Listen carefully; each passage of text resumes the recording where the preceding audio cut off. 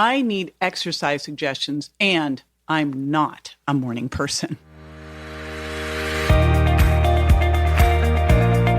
This is JJ Virgin, 4-time New York Times bestselling author, celebrity nutrition expert, and fitness Hall of Famer. I've been on a lifelong quest for answers to the toughest health questions. And now I'm sharing what I found with you. Welcome to Ask the Health Expert. Robin Dollar from my Facebook group asked for exercise suggestions and tips for someone who works full-time and isn't a morning person. She definitely underlined that part. And I'm going to reframe this to, how do I get my exercise in when I'm time crunched? I'll be right back with the answer.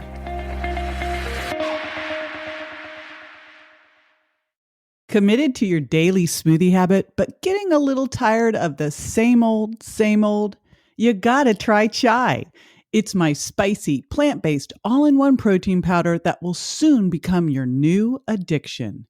And because you're a listener, you get 20% off one shake while supplies last. Just go to jjvirgin.com/chai, that's CHAI, and enter the code CHAI, all in caps, at checkout.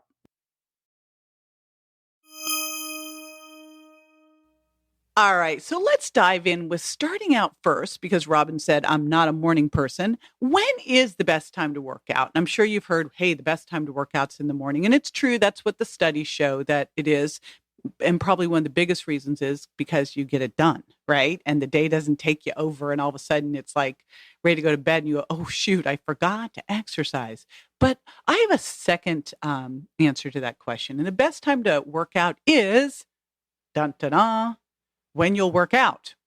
Because if you say, I'm going to get up an hour earlier and work out, come on, if you're not a morning person, that probably isn't going to happen. So that's the first thing, is the best time to work out is when you will work out. And I'm going to give you a little secret in there. You got to schedule that in and make it non-negotiable. If I was your personal trainer, I would schedule that in, make it non-negotiable, and charge you double if you bailed. The next thing is you want to track it. Remember, what you measure and monitor, you can improve. And here's the cool thing.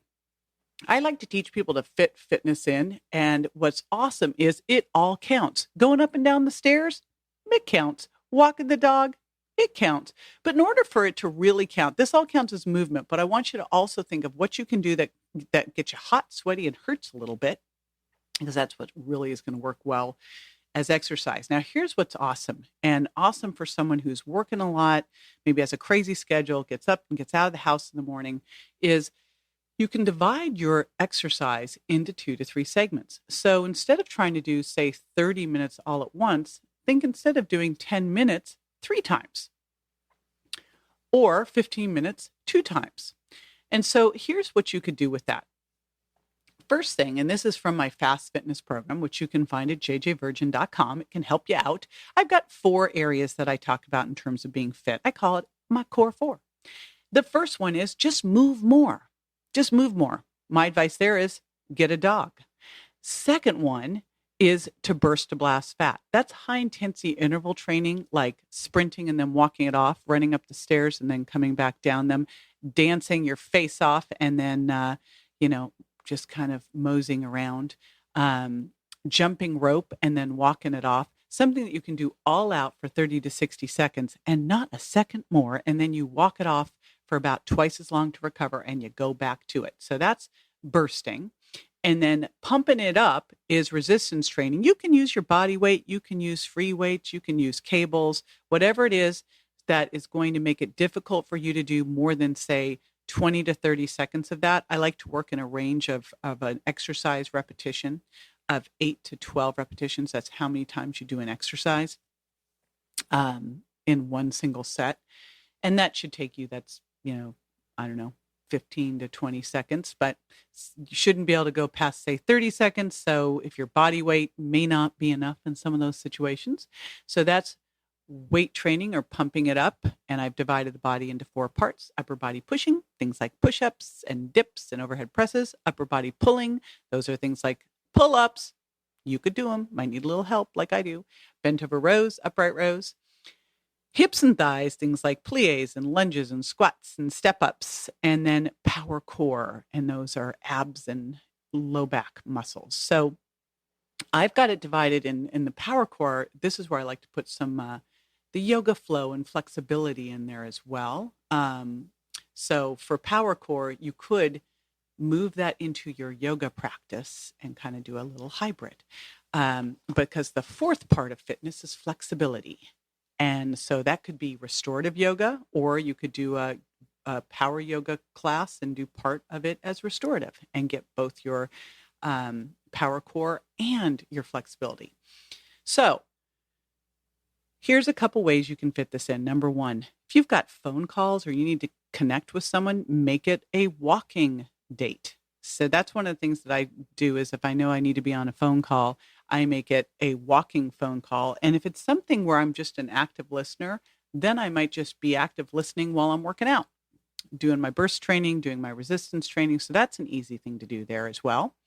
Then schedule it in. Look at if you've got a day where it's really crazy, look where you can put 10 minutes in the morning, 10 minutes in the midday, and 10 minutes in the evening. And Robin, I'm going to tell you, this is really important. What I'd love to see you do is say, get up in the morning and go, okay, every morning, I'm just going to add 10 minutes of something in. And maybe this morning it's going to be upper body pushing. Maybe next morning it's going to be some burst training. And what's great is there's a lot of different things that you can do at home that require little or no equipment. So if you're trying to give me the, I don't have a gym at home, it's okay. The floor and a chair can become your gym. So it's amazing what you can do. And again, I have a lot of that in my fast fitness program, but you got to schedule it in and you need to make it non-negotiable and then commit to yourself. Ideally hire a coach because boy, when you pay attention, right? And then most importantly, get moving. This is JJ with Ask the Health Expert. I do this 5 times a week, so make sure you never miss a show by going to subscribetojj.com.